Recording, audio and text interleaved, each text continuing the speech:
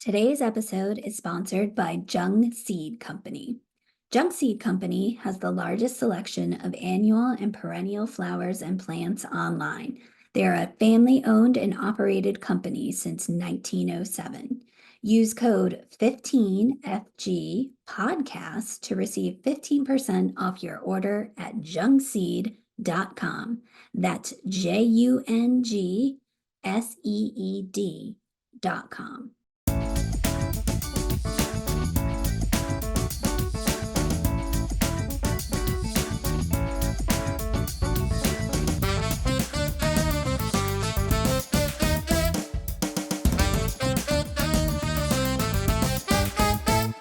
Hello, and welcome to another episode of Let's Argue About Plants, the podcast for people who love plants, but not always the same ones. I'm Carol Collins, Associate Editor at Fine Gardening Magazine.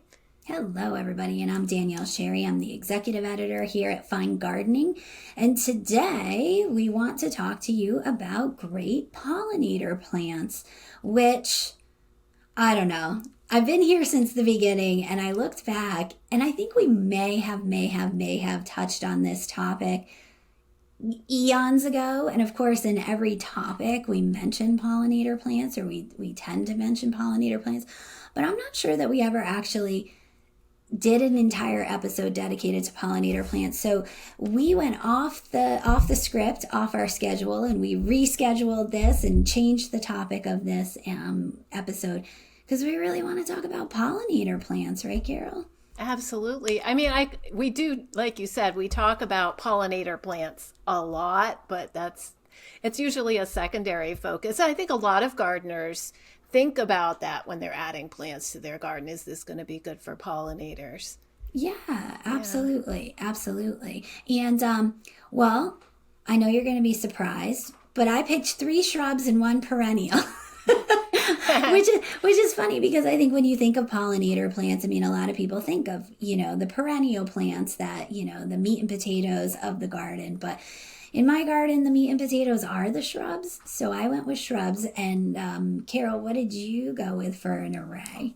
I've got a tree and some perennials. So, okay, yeah, nice. Because I mean, I think that the cool thing about shrubs and trees is just the volume of flowers that you get with them. So I knew I had to do at least 1 tree. Yeah. Absolutely. Yeah. Absolutely. All right. Well, why don't you kick us off? I won't make you do the tree if that wasn't what your paper you had in front of you. But what was your first pollinator plant that hopped to mind? So actually my first one is the tree, and Yay. It's because it's the earliest bloomer out of my group. And that's another bonus with the woody plants. They can, often the earliest blooming woody plants will bloom on bare wood in the spring, when those very first pollinators are emerging. So, and I went with one that's not your typical garden plant, but it is a wonderful native plant, native tree, and that's red maple, Acer rubrum, hardy from zones 3 to 9. Although if you're in zone 3, you really need to find a genotype that's from the northern part of its range. They're not all hardy to zone 3. But it's a really widespread distribution on this eastern U.S., adjacent Canada, like pretty much all of the eastern U.S.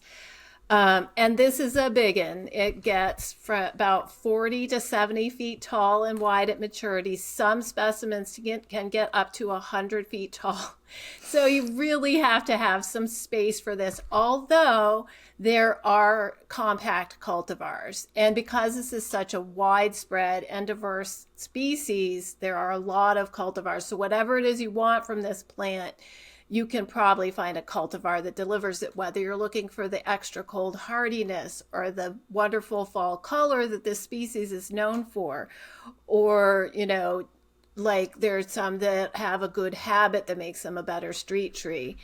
But they're really pretty easy care plant if you do have the space for them. Full sun to partial shade, they'll get better shape and form and flowering in full sun, but they will tolerate partial shade because it's a woodland tree.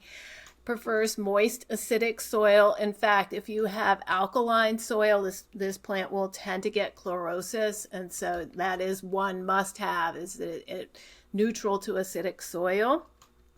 But for pollinators, this is a super early bloomer. Here in Connecticut, you'll see it start to bloom late March into early April. And you look up and it's just this rosy blush on the branches of the tree. The flowers, and I found a photo close up of the flower to drop into our show notes. The flowers range from red to orange. Female flowers tend to be showier with that good red color, but the effect from far away is almost like a second foliage season. It's just much more subtle than the fall foliage. Male and female flowers tend to be on different branches, although some may have perfect flowers that have both the male and female parts. And some trees are pollinated by wind, but this one isn't. It is pollinated by mostly small native bees. Bumblebees can pollinate this. Our coworker, we were talking about rooftop gardens, and our coworker said, "Can bumblebees fly up that high?" Yes, they can. And then some, right? Certain trees, 100-foot trees. Yeah, they can fly up 100 feet apparently. And the cool thing about bumblebees is they can fly in wet weather. And so they can pollinate when other smaller pollinators cannot be flying. So that's pretty cool. Is that because they're fuzzy? It's almost like their wetsuit. They've got like their own built-in wetsuit because of all that fuzz, that tomatin that it's got all over it. I guess that's it. And I would have thought they'd get heavier and not be able to take off when they're wet. I guess they just shake it off like a dog. I'd love to see, this. We're going to Google that. I'll be Googling that on YouTube after this episode. So tough, adaptable, genetically diverse. Sometimes this tree is confused with silver maple, which is Acer saccharinum, and the two will sometimes create a natural hybrids. In fact, some of the cultivars are thought to be naturally occurring hybrids between silver maple and red maple. The main difference that you'll notice, if the tree has leaves on it, you can tell the difference from the leaf shape. If it's not in leaf, you can tell by the branch tips, which tend to be sort of a little droopier on the red maple than the silver maple, and the bark, which older bark is shaggier on the silver maple and more like scaly on red maple. But, actually, red maple is, I think, a better street tree and landscape tree than the silver maple, although it does have the same problem of being having a bit of a brittleness problem. So storm damage can be a bit of a problem, but honestly, like, it's great for pollinators, but in my local gardening group in the fall, when these go into full fall color, everybody is saying to each other, "What is that and where can I get it?" That's why people travel across the country to come and see the New England fall color. It's the red maples. Yes, it's beautiful. And sometimes people call them swamp maples too, right? That's absolutely true, and it will tolerate occasional wet soil, although you cannot plant it in soil that stays wet all the time. It does like well-drained soil, but the swamp maple tips us off that it can take wetter conditions, especially seasonal flooding. Nice, so that's useful. Just plant it like at least 40 feet away from your house. Or your septic system. Oh, yeah. Or it's going to be touching your house and then you're going to have to be cutting it down and feeling sad, and plant it away from the utilities because Otherwise, the utility company is going to be coming and doing that awful pruning that they do where they cut off half the branches and leave the rest. Yeah, that's not pruning. That's a crime against horticulture, what they do. Right. Yeah. Absolutely.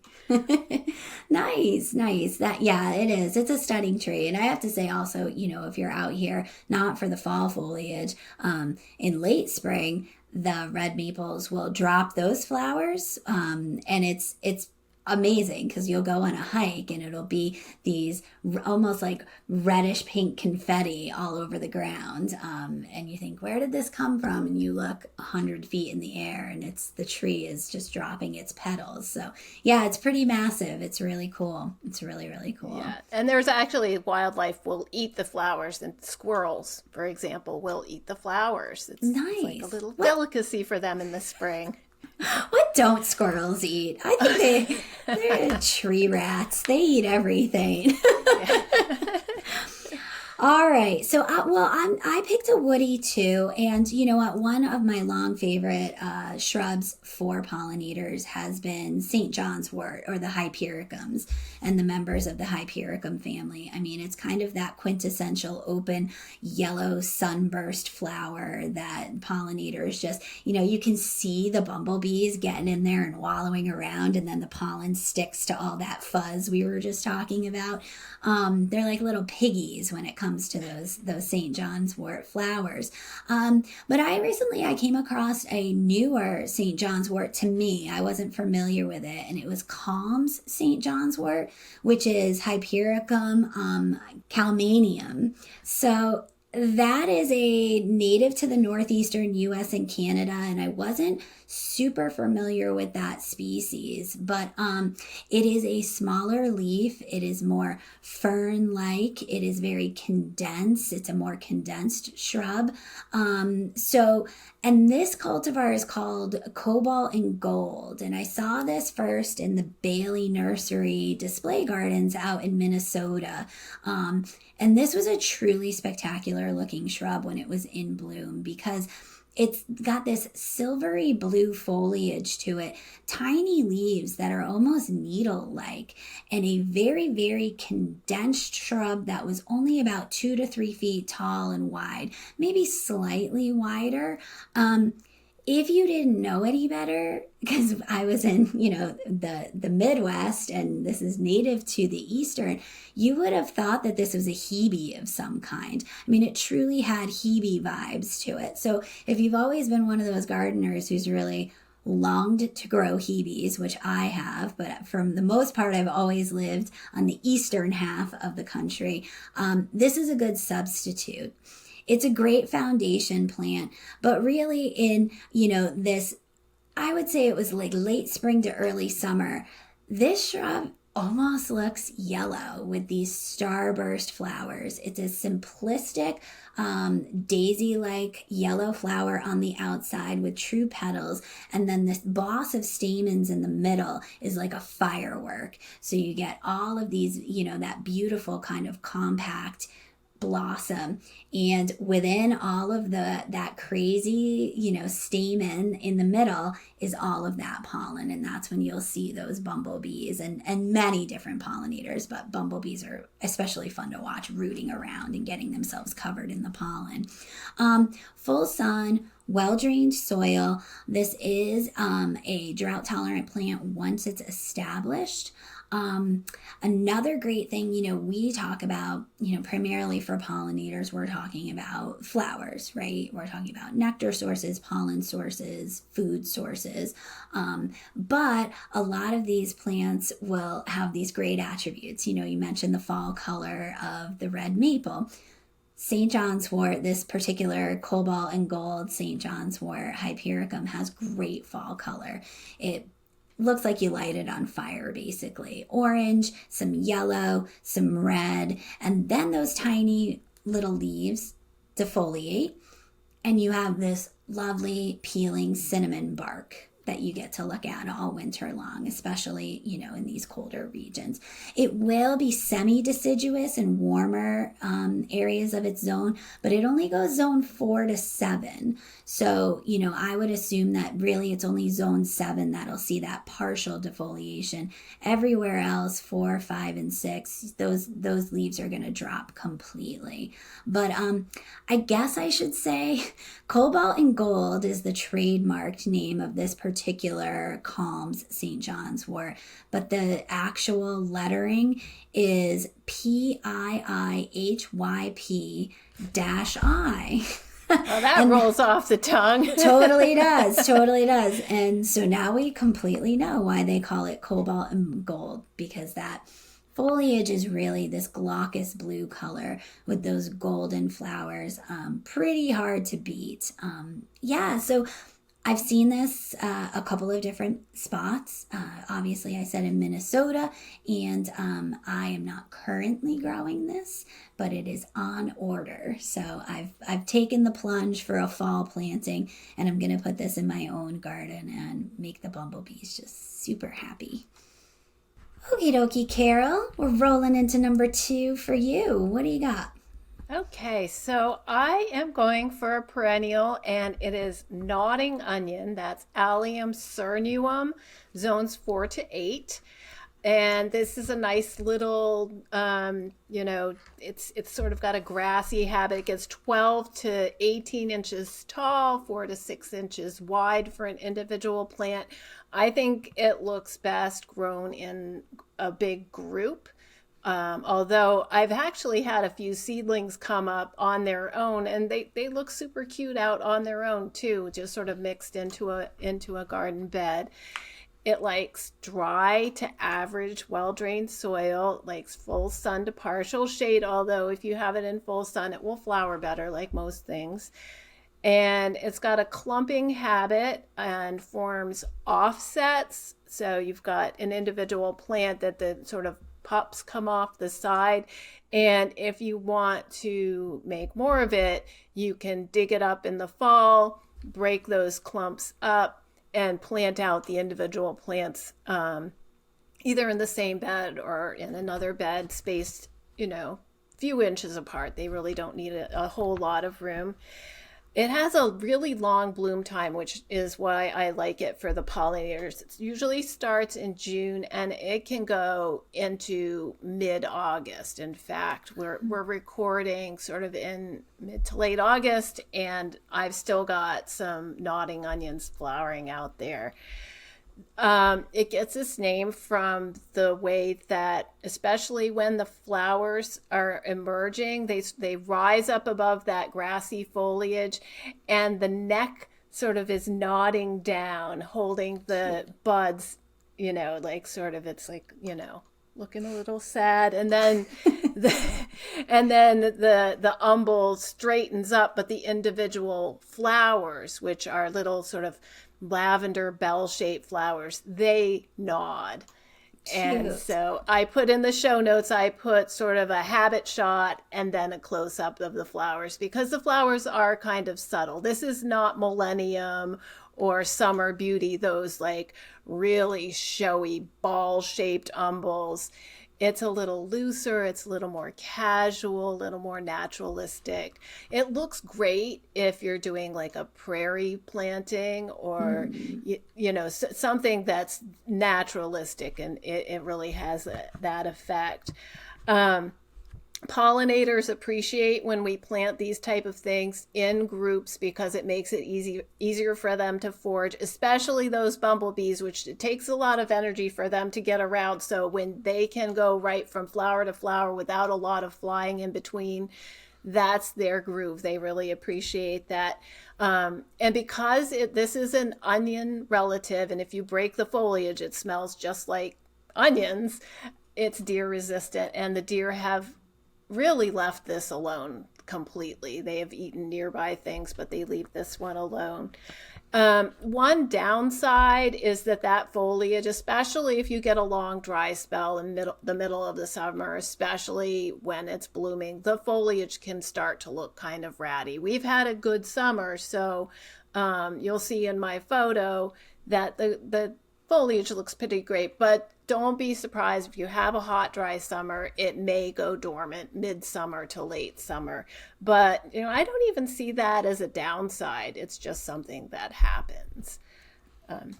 Yay. So. I love it. And Carol, so riddle me this, because I think people get confused because alliums are part of, the onion family, as you said. Did you purchase this as like a quart or a gallon rooted perennial, or did you purchase, the bulbets almost like you would an edible onion? How did you initially introduce this into your garden?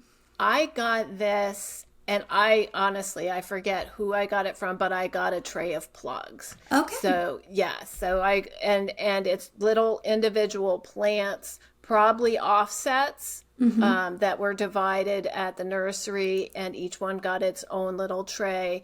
And but you can buy it in a gallon, in a quart, or whatever like that. You'll just be getting multiple plants when you do that.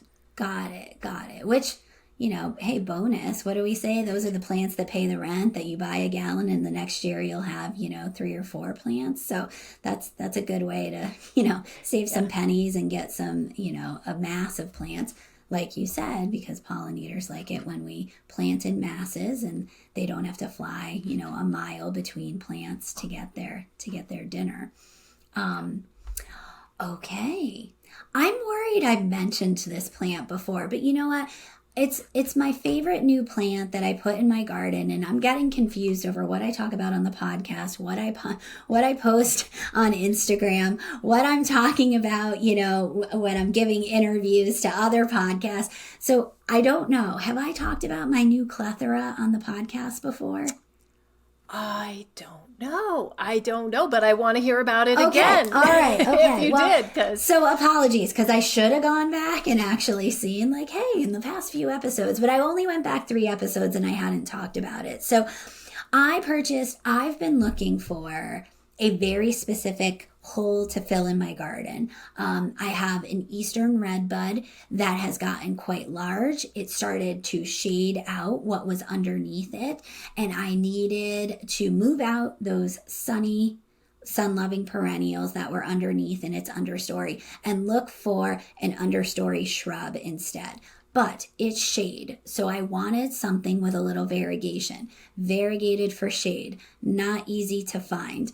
And I was really in my head wanting a pollinator plant and a native. So for a long time, I've been on the hunt for Woodlander Sarah Summersweet, which is a clethra. And it's Clethra anifolia variety tomatosa Woodlander Sarah. This is zones 4 to 9.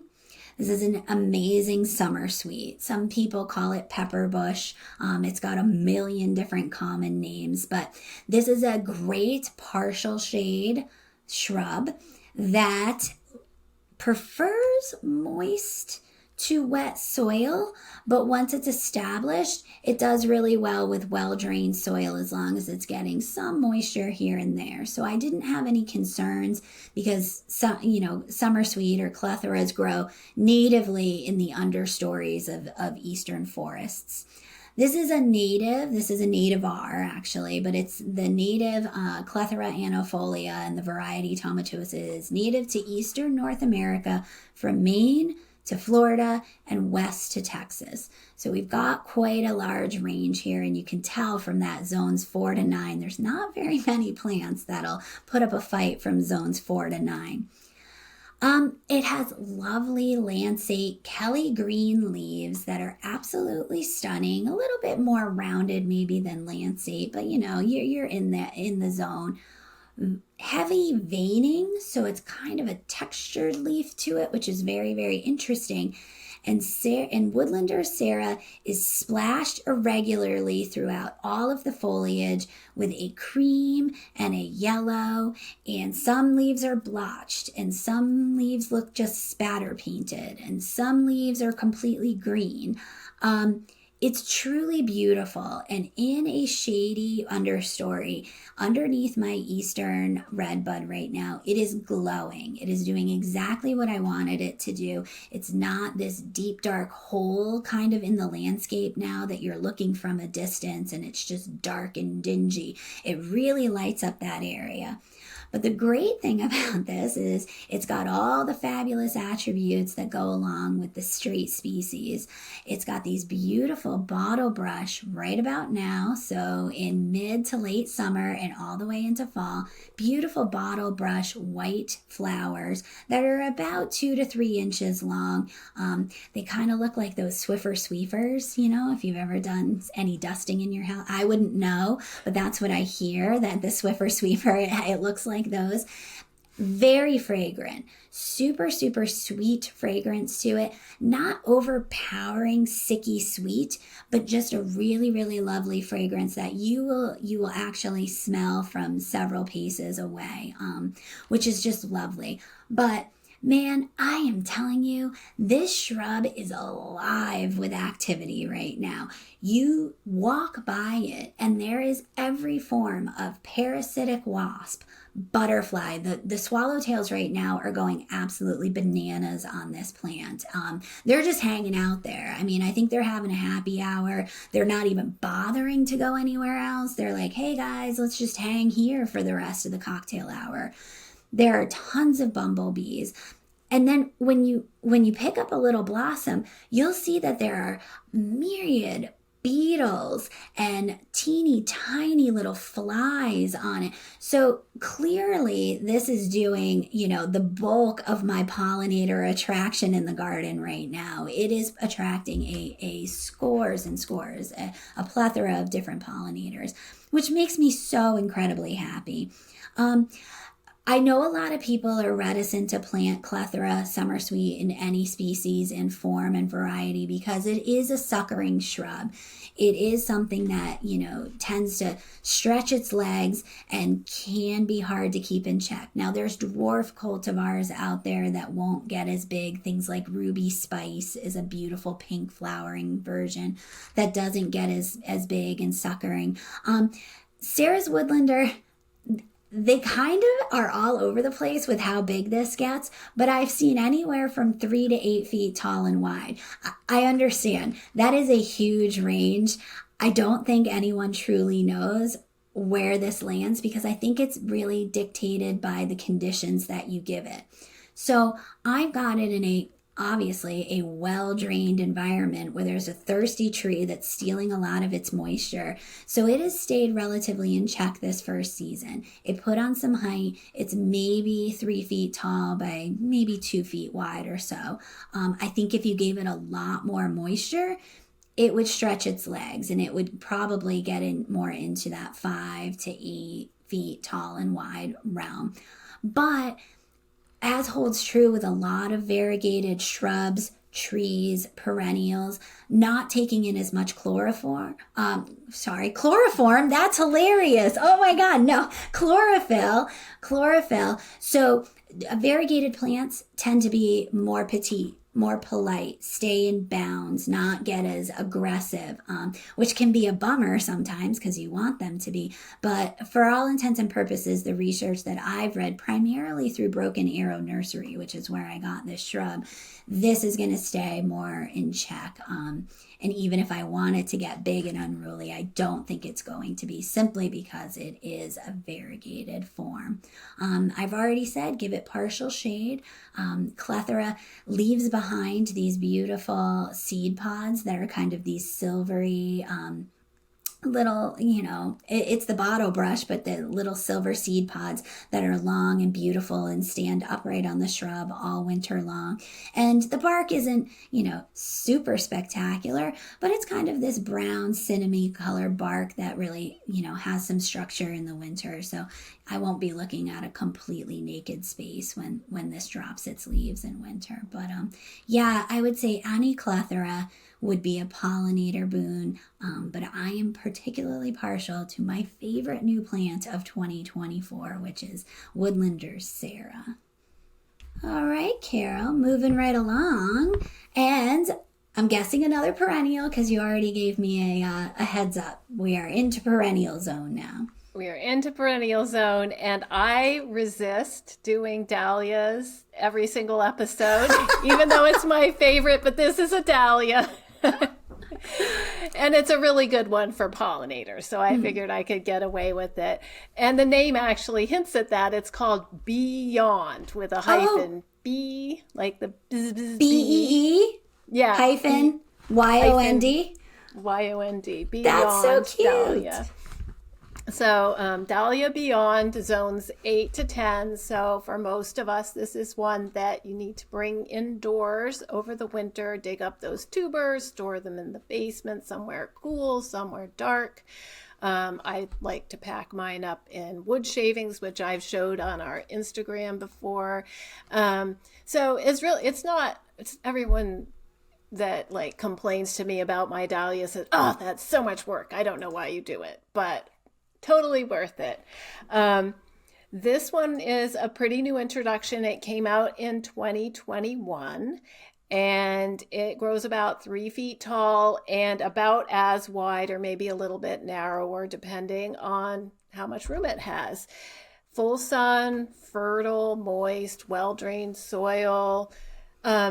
Dahlias are native partially to North America, so they're native to Mexico, Central America, and Northern South America. And my point with that is that our pollinators know what to do with this plant. It is really similar. It's part of the aster family, Asteraceae, and that also includes sunflowers, mums, and zinnias. So the same pollinators that you'll see on those plants, you will see on dahlias. Particularly dahlias with open centers, which this one has an open center. So the flower is sort of a deep magenta red with a little collarette of white around the center. And you know I'm a sucker for You're those such collarettes. a collarette fan. I am, and that's why I bought this. But of all the ones, and I have quite a few collarettes now, I'm kind of collecting them. But of all of my dahlias, the bees really seem to go for this. And I don't know what the magic is, but certainly that open center, I've read that dahlias make a lot of pollen and that the pollinators are there to get that protein-rich pollen source. Not so much nectar, but I'm sure it must make some nectar. Single flowers, are really, really good for the pollinators. And I've found that if I'm collecting seed to grow them from seed, those single open-centered dahlias make more seed. I think it's a direct connection between the popularity with the pollinators and making the seed. And what's cool when you grow a dahlia from seed, every single seed is genetically different in the same flower. So I collected seed from this last year. I probably have about 20 seedlings, and the flowers are all different. Most are red, some kind of red, but we get warmer reds, we get more orangey reds, some have collarettes, some do not. This cultivar has sort of the quilled outer petals of an orchid type. Some of the seedlings have that. Some have more, broad petals, like, your more typical dahlias that people are used to seeing. So I did a little compilation of 6 of the seedlings, and I put that in the show notes just so you can see the variety next to the parent plant. And you only know which, one parent. So these seedlings have genes. Yeah, because you would think, are they getting cross-pollinated? Like, why is that? Like, that's so interesting. Yeah, they absolutely are getting cross-pollinated. And, so you can see characteristics from other dahlias coming through. But unless you yourself are pollinating, you don't know who the daddy is. So right. Yeah. You can only guess. But most of these seedlings have dark stems, which the parent plant did, but green leaves. Okay. I've noticed that there are a ton of smaller pollinators, but they are getting muscled out of the way by the bumblebees who really want to rule the roost here. And the male bumblebees will spend the night on the flowers. And because they have no home to go to. That's so sad. I love it. See, you think of it as like they don't have a home to go to, and I'm like, they're drunk at the bar. They fell asleep in their pint of beer. Basically, it is so funny to go out in the morning and see them, and they're just sleeping. They're just sleeping it off. They'll wake up and have some more pollen and right. Yeah, so true. It's funny. And you'll see like a smaller pollinator just get kicked right off the flower, and it'll come back and sort of wait its turn out there on the petal for these bumblebees. I don't know. It's just I love the variety. That's what I love about dahlias, is just like every day there's something new to see, and even flowers on the same plant can be a little different from each other.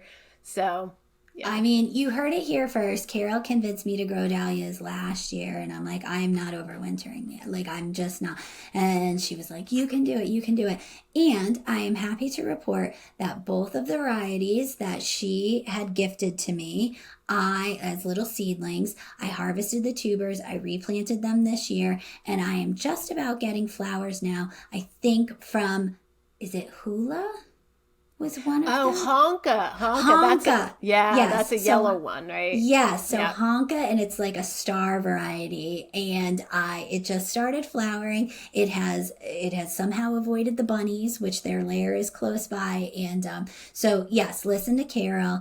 It isn't as hard as you think, or as labor intensive to overwinter those dahlias. It was definitely worth it, and Beyond sounds like one that's definitely worth overwintering, or at least collecting seed from. Absolutely. And the other downside is it takes about 90 days from the point you get that tuber into the ground before you get flowers. But I think for the pollinators, they appreciate something that really is coming into its own at this point in the summer. Yeah. And it will continue right through until frost. So, yeah. I think that we've done a really good job, inadvertently, I will say, of giving folks, from early spring now all the way, like we've had some early spring, we've had some mid-spring, we've had early summer, and now we're heading into late summer, which is, that's a good array. And you do have to provide, that nourishment, that pollen for those pollinators throughout the shoulder seasons, as well as the height of June and July. That's really, really important. I felt like, okay, so there were two plants that I was like, I'm not going to do butterfly weed, Asclepias, and I'm not going to do yarrow, Achillea. Well, I did yarrow because I just felt like, when I was going through my camera reel and photos of my garden from the last, year, 2 years. And, when I started getting really obsessed with taking photos of the pollinators on the flower, time after time, I was going back to the common yarrow, or I do have some cultivars of yarrow. And the pollinators were just going bananas over these. From early spring, I will say, all the way into fall, you can get yarrow to flower. I decided just to go with common yarrow, which is Achillea milleflorium, zones 4 to 8. This is, all right, please don't send hate mail, okay? So this is native actually to the temperate regions of Eurasia, but common yarrow and Achillea milleflorium has naturalized in North America. It has been here for an extremely long time. So, depending on the sources that you go online to, a lot of people consider this a native plant. And a lot of native plant societies consider this a native plant. So I think that's really important to remember that, maybe it wasn't here when, the continents separated from Pangea back before, at the beginning of time. But it is a plant that has become really, really important to our native pollinator populations. This is also part of the sunflower family and the aster family. It occurs naturally in sunny meadow habitats, and in prairies. So this will give you an idea of the type of conditions it likes. Hot, punishing, lean, well-drained soils. And in fact, much of the areas that you have seen this naturalized across the entire country at this point is on roadsides and in areas where there's been extreme erosion and or fire incidents. This is often one of the first plants that comes back from a seed bank and is able to repopulate and rewild an area. I've started using it rather inadvertently, just from, having a couple packages of seeds and being like, here, and scattering them and going, do your thing. And many of them were able to take on my hospital hill. And I've talked about this area of my property where, they took the fill from building our foundation well before my time. And it's a very hot and sunny spot. It's extremely lean soil, and it's obviously a hill, so we need some sort of erosion control and something that's stabilizing that hillside. And common yarrow has done really, really well. So milleflorium is obviously, it means 1,000 leaves, and it's these compound ferny leaves that are just very soft and pungent and herbal and just a really nice textured plant. It can get 2 to 3 feet tall. Typically I only see usually maybe 1.5 to 2 feet tall. I don't really ever see a yarrow get to 3 feet tall, but I think given optimum conditions it will do that. And 1 to 2 feet wide. And then, I said in late spring through summer, sometimes even into early fall, you'll have these flat-topped clusters of flowers. And those flat-topped flowers, we know that's almost like a landing pad for the pollinators. They really truly love that. Instead of, having to clutch onto a flower and latch on upside down, being able to land and just kind of hang out at the pollinator bar. That's really, they love that. And each flower, each of those clusters can have up to 20 or more florets. So it's really a complicated flat-topped umbel flower. Can come in white all the way ranging into pink. That's just like a natural variation that you'll see within common yarrow. For some reason, my population is mostly white. So that's what you'll see in the show notes is this, kind of this beautiful white umbel flower. And yarrow is just known to attract hundreds of beneficial insects. And what I did read in my research was that parasitic wasps are particularly attracted to Achillea, to the yarrow family. So you'll often get in close and you'll see these parasitic wasps, which are so incredibly important, especially if you're looking to do, some naturalized pest management in the garden. These parasitic wasps are often those soldiers that go out and take care of a lot of the pest insects that are really wreaking havoc on your garden. So the more parasitic wasps, the better. But yeah, I'm a big fan of common yarrow. I think that it definitely used in the correct way and used in the proper spot in these well-drained, lean, sunny soil spots. It's great. If you give it too much fertilization and you give it too much good garden soil, it can be a little thuggish. So make sure right plant, right place when it comes down to common yarrow. Yeah, and if it starts looking raggedy, which mine sometimes do around midsummer, I just cut it right down to the ground and it sends up new foliage and sometimes even new flowers. It's so cheap and cheerful. I love this plant. That should be an article next year in Fine Gardening, cheap and cheerful. Okie dokie, Carol. Bring it on home. What's our last pollinator plant that made your top 4? Okay, so I thought I would go for a late bloomer because we've kind of done the whole season now. So my last one is the latest bloomer of all of mine, and that is October Skies Aromatic Aster. That's Symphyotrichum oblongifolium October Skies, hardy from zones 4 to 8. Another native plant, native to the eastern U.S., I believe. And it has fall flowers, as I mentioned, great for pollinators, better than those mums you get at the big box store that do nothing for pollinators. But and even more colorful. So aromatic aster produces a huge number of flowers on a bushy plant. It gets about 18 to 24 inches tall and wide. And when it starts flowering, you can't even see the foliage. It's like a mass of the beautiful lavender blue is the color of the flower. And they are an open-centered flower. And like a lot of asters, the center starts out yellow and then goes red. So you get this sort of multicolor effect. It's adaptable to many soil types and textures. It likes full sun to partial shade. I have grown it in almost full shade and it doesn't do much. So I would say, for the best display, get as much sun as you can on it, but it is quite adaptable.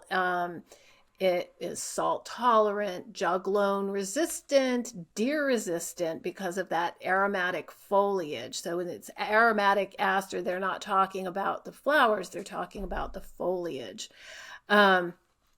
It's one of those sleeper plants that you kind of notice it during the summer as it bulks up and you think, oh, that's going to do something good, because you see so many little branches. It's got wonderful, wonderful branch structure. And around this time, late summer, you start to see buds and you think, oh, wow, this is really going to be something in a couple weeks. For me, it blooms sort of mid to late September into mid-October, although it will sometimes throw a few flowers in late summer just to give you a bit of a preview. And something that I just learned recently is that this was bred by Primrose Path Nursery in Pennsylvania and is a sister seedling to Radin's Favorite, which I also grow, very similar, also an oblongifolium cultivar. And what I like about having these two cultivars together is that October Skies tends to be the first of the two to bloom. And then Radin's Favorite starts a couple weeks later and extends the show past when the October Skies has started to fade out and finish its show. So how late, like between the two of them, you can have blooms from like August into what, like hard frost? October, yes. Wow, yes. That's a long time. That's impressive. It is, and just so many flowers. Somebody somewhere around me has honeybees. They love it. Butterflies love it. It's good for those migrating monarchs who are looking for nectar sources as they begin their journey south. This color looks amazing with the yellows that you often see in these, in the late summer, like goldenrod looks amazing with this. The threadleaf Amsonia, that's Amsonia hubrechtii, zones 5 to 8.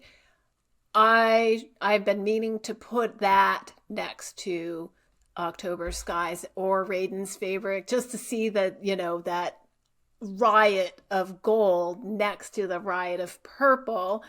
I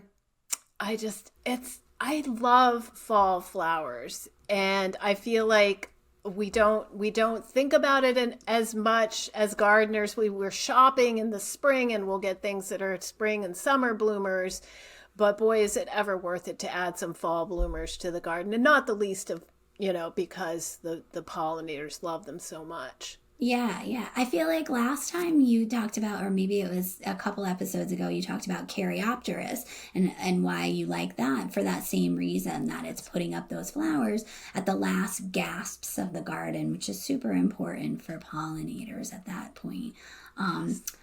Well, I'm going completely out of order. Like, you should have gone last. We should have figured this out ahead of time. But all right, so I'm gonna go back into like late spring, early summer, and my last woody plant is the Mapleleaf viburnum, which is viburnum acerifolium, and that's zones 4 to 8.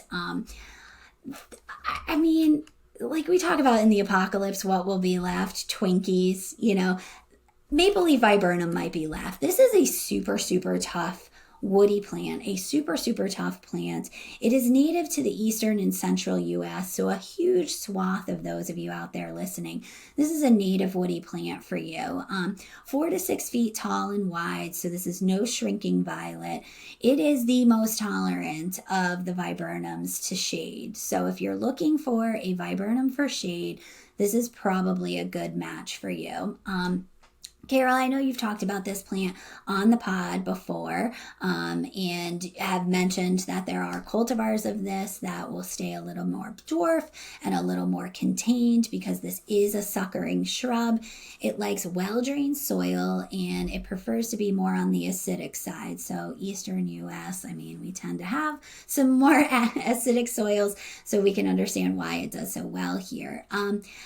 The greatest thing about this plant is obviously for the pollinators is the blossoms, but it literally does have a maple leaf. The shrub has a very large hand-like palmate leaf that I've been on nature hikes before with individuals who have said, oh, look, it's a forest of little maple trees that are growing up, little maple seedlings. And as it has been mistaken for that when it's actually an entirely different species, it's a maple leaf viburnum. But of course, it's these late spring blossoms that are these open umbels of whitish pink. Now, I say whitish pink because everywhere you read says white, but the outside of each bud has a slight blush pink, and because that, the teeny tiny florets are all opening at different times on that giant umbel, you'll see some of the buds, which are pinkish, with the white blossoms, and it has that almost blush appearance to it. They're extremely attractive. And also the tiny, tiny stems that connect the flowers back to each branch are in a reddish tone. So I think that also is reflected back on that white blossom, kind of giving it more of a pink show to it. It is more open and airy, but if you think of a Carlisi, Korean spice viburnum, it has a very similar pink on white blush tone going to it. Slightly fragrant, not overly awesome fragrance to it. It's a little bit sweet, a little bit vanilla, a little bit maybe baby powder, I heard some people say. After those blossoms go away, you're left with these blackberry clusters that birds just go bananas over. So you might not have ever noticed that the berries actually do follow those flowers because the birds come in and really devour them all over the shrub. But while those blossoms are going, you see so many different pollinators on those blossoms. And of course, that's, we've been taught for years and years that umbel-shaped flowers and that, that classic open, fertile floret look to it is really just absolute candy to the pollinators, and this plant really proves it, and which is great also because it thrives in the shade. So you've got this shady shrub, and in the shade putting on a show. So a protected area, it's not forcing the pollinators to be out in a hot, dry environment. They're really able to stay kind of in a more protected, shady zone and just feast like there is no tomorrow. This plant also gets great fall color, which, in my mind, when they were naming the species of this plant, they had your maple that you started off the episode with in mind, Carol, because it follows that same acer rubrum pattern of fall color. It starts off really going into those, kind of deep, dark burgundy, red, plum colors, and you really get a show from this shrub. It is suckering, as I mentioned at the top, so please be aware of that and site it appropriately. This is a great, edge of the property plant. This is a great backdrop plant. This would be an excellent screening plant because of its suckering habit. It has a very, very dense habit to it. So even though it does defoliate and it does lose its leaves, you have that nest of branches that still provide a really nice hedgerow if you were to use it in a screening situation in your property. But big fan of Mapleleaf viburnum. If you've got the space and you have the right spot for it, the pollinators will appreciate you.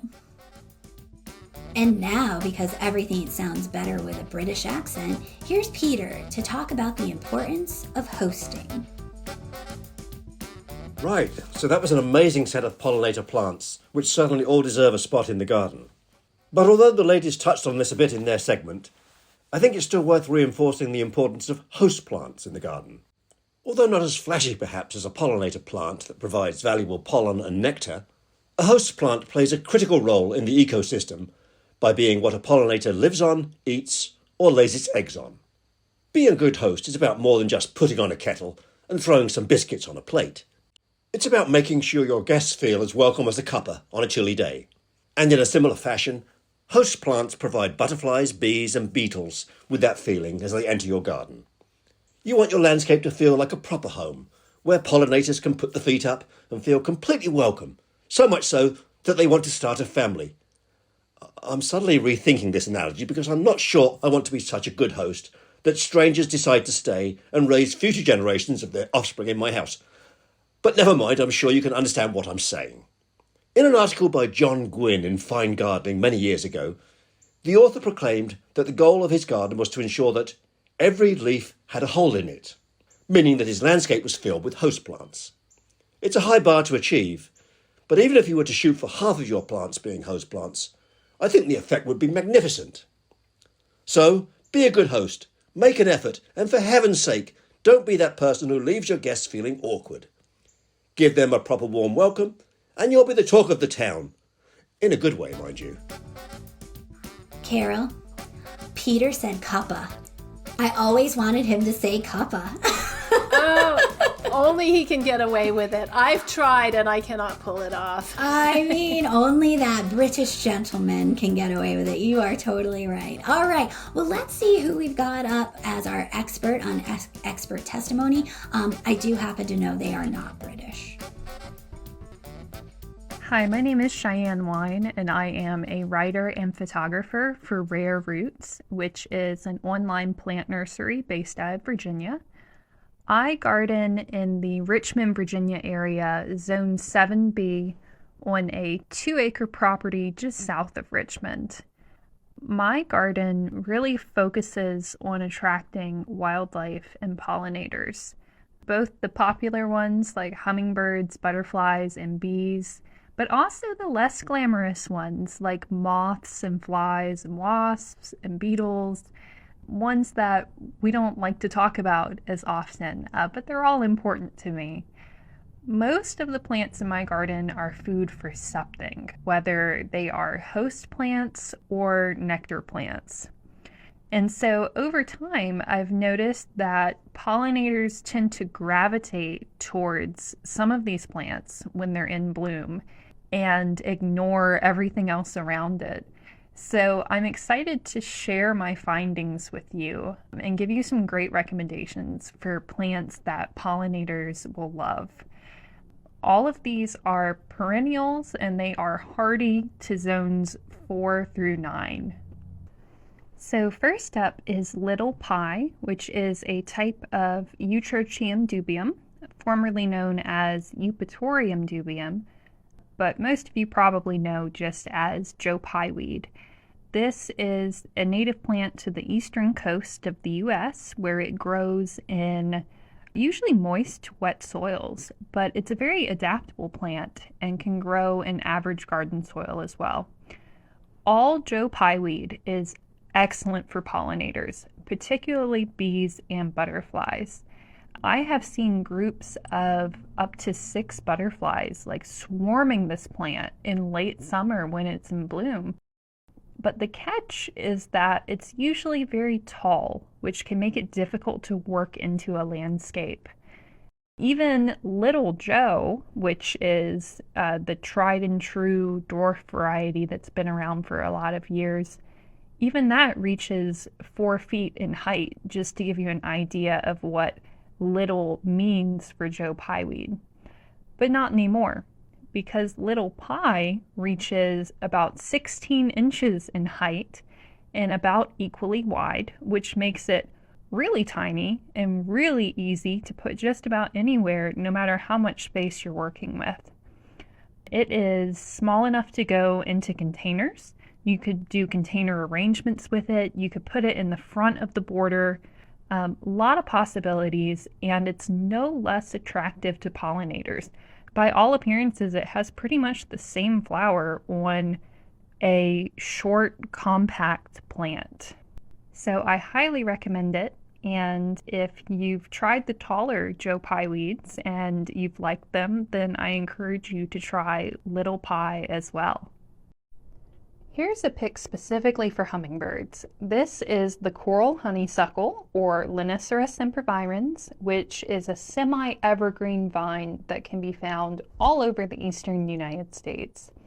Each summer it gets these clusters of bright red flowers that have yellow insides, and they're long and skinny and tubular and just the perfect shape for hummingbirds to drink from. This plant is similar in appearance to trumpet vine or Campsis radicans, which is another beautiful native vine, but it is much less aggressive and way better behaved for a garden setting. The coral honeysuckle doesn't take over, and it doesn't latch on like some other vines will. Like English ivy will latch on to the side of your house or to trees with these aerial roots, but the coral honeysuckle doesn't do that. Instead, it grows by gently wrapping around whatever structure you plant it against. So this means it might need a little more help in the beginning. It might need to be tied up to the fence or the arbor, the trellis, whatever you're growing it against. But it is a lot easier to care for and you don't have to chase after it like you do some other vines. So not only is it attractive to hummingbirds, it's also great for hummingbird moths. It is a host plant for the snowberry clearwing, which is one of the most beautiful creatures that I've ever laid my eyes on. It's easy to grow in sun to light shade. As with most sun-loving plants, the more sun that you're able to give it, the more blooms it will produce. It's also really easy to maintain. It will grow up to 20 feet in length, but it can be pruned just after it blooms to keep it at a shorter height. There are a few different varieties of Lonicera sempervirens available. There's Major Wheeler, which was discovered in North Carolina, which is supposed to be more vigorous and prolific than the species. I'll be honest, if you put the two in front of me, I could not tell you the difference. There's also John Clayton, which is a yellow blooming variety that was discovered in Virginia. No matter which one you get, I say they are all good plants and they are worth trying in your garden. There are a ton of coneflower varieties available on the market in just about every shape, size, and color you could ask for. And in my experience, most of them make great plants for pollinators, with the exception of doubles. The double petal varieties have been bred to have fewer reproductive organs in exchange for those extra petals, and so they produce less nectar. But most of the single petal varieties are going to make excellent choices for your pollinator garden. My personal favorite is Fragrant Angel, which is a white blooming variety of Echinacea purpurea, which is native to the eastern and central United States. The petals on this variety are held horizontal as opposed to sort of downward like some other varieties. So when it's in bloom, it gives a very full, impressive display. It is fragrant, like the name implies. The plants themselves are compact with sturdy stems, and I have never had to stake it even after a heavy rain. I have noticed a preference for Fragrant Angel among pollinators, and I'm not the only one. Mount Cuba did a trial on many different Echinacea varieties between 2018 and 2019. And out of all of the varieties that they tested, Fragrant Angel received the most visits from pollinators out of all of them. This plant is easy to grow, just like all coneflowers, once you understand kind of what it expects from you and what it needs. They are very hands-off plants. They don't like to be fussed over. They don't like fertility. They're used to lean, hard soils. And in fact, too much fertility can actually cause them to underperform. They cannot handle winter wet, so they should not be mulched over like you might mulch over other plants, other deciduous perennials to help them overwinter. But for coneflowers, that would likely kill them. So for this one, just plant it in well-draining soil in a sunny spot. Deadhead it after it blooms if you want to prolong its bloom, or leave it to go to seed and let the birds enjoy it. And that's pretty much all it wants from you.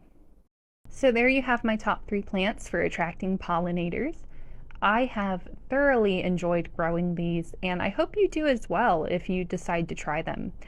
I was not planning on all 3 of them being US natives or cultivars of US natives. It just sort of happened that way. If I could leave you with a closing thought, it's that, natives are great. They're very important, but it doesn't always have to be native plants, especially if you're just looking to feed general pollinators. Any sort of biodiversity that you introduce, any sort of garden that you're facilitating that feeds something, it's going to be beneficial. And there are a lot of non-native selections out there that are great for pollinators. Just do try to avoid invasive plants if you would. So I hope this has been informative, and thank you very much for having me. All right, Carol, so I'm looking at my list, and between the expert and your plants, I have about 12 new plants that I need to get into my garden for the pollinators in 2025. Occupational hazard. I know, me too, but what could be better than adding pollinator plants? Nothing, except for maybe host plants and pollinator plants. There we go.